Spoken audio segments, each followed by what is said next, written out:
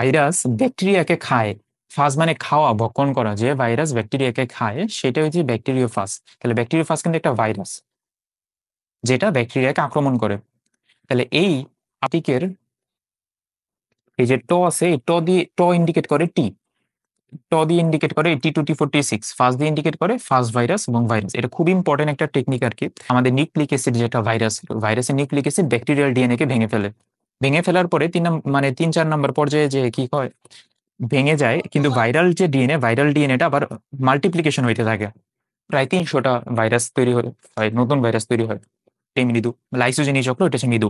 তারপরে পয়েন্টটা পড়তে হবে যে কোন সিরিজ যুক্ত, টি সিরিজ যুক্ততে হয় লাইটিক চক্র এবং ল্যামডা সিরিজ যুক্ত হয় লাইসোজেনি চক্র। আরো কিছু পড়ার দরকার আছে, আর কিছুই পড়া দরকার নেই এখান থেকে।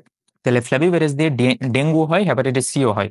হেপাটাইটিস সি এর আরেকটা নাম আছে তুষের আগুন বা নীরব ঘাতক। এটা পরীক্ষা অলরেডি আসছে। এটা কখন দেখা যায়? ডেঙ্গু জ্বরে দেখা যায়। তারপর আর কি হয়? ডেঙ্গু জ্বরে র্যাশ হয়।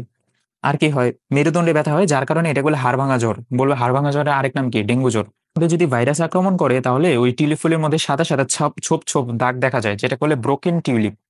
ছোপ ছোপ আরো যদি দাগ পড়ে তাহলে ওই ফুলের সৌন্দর্য আরো বেড়ে যায়। আলটিমেটলি কি হয়? দাম বেড়ে যায়।